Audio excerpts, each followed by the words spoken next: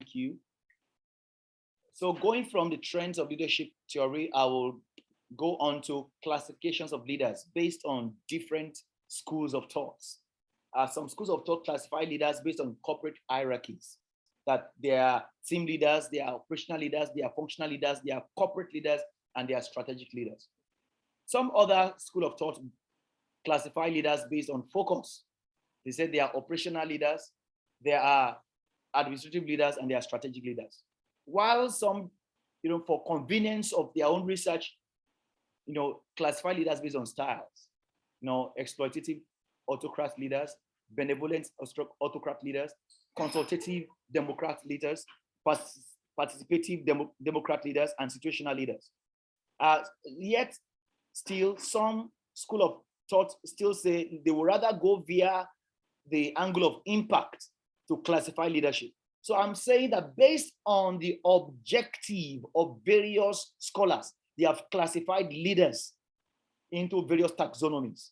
So if you are using impact, depending on what you want to do, what you want to achieve, if you are focused on impact, you can classify leaders also as transactional, tax-focused, transformational, and strategic leaders. And if you are looking at the dimensions of leaders, you can classify it as managerial, exemplary, inspirational, entrepreneurial leaders. And if you are looking at functions, you want to classify leaders based on functions. There are some leaders who are tax focused or tax achievers. There are some leaders who are team builders. There are some leaders who are people developers. So all of this is all about various aspects of leadership. Amazing, amazing. So I hope we get it. So I said your objective will inform the classification that you will, and that will be appropriate, for your for your use. And so that's what this is all about.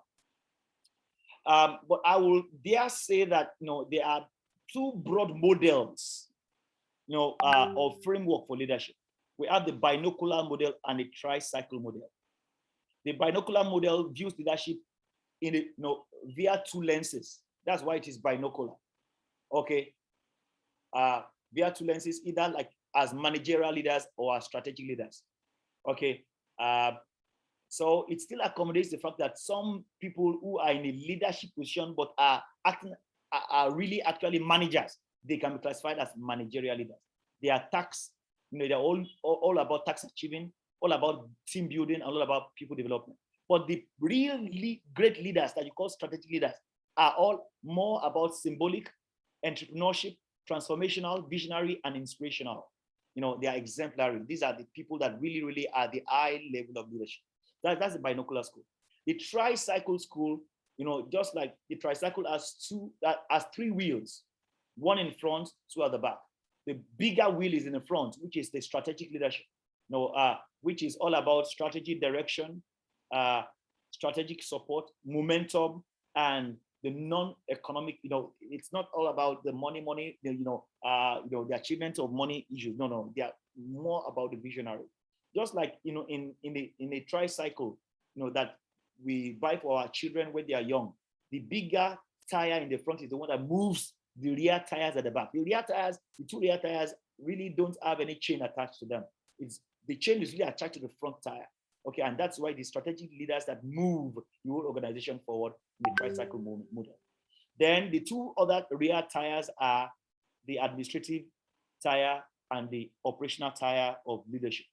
Both are also critical because if one of these rear tires even get punctured or removed, there will not be any balance in the tricycle. So none of these tires are not important. All of them are important. However, the most important is a strategic tire, which is a bigger front tire.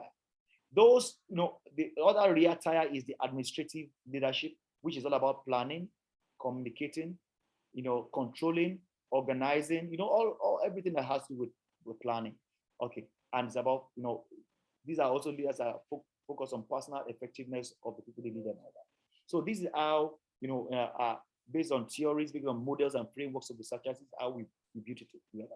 And why should you know this? It guides your thinking when you want to implement.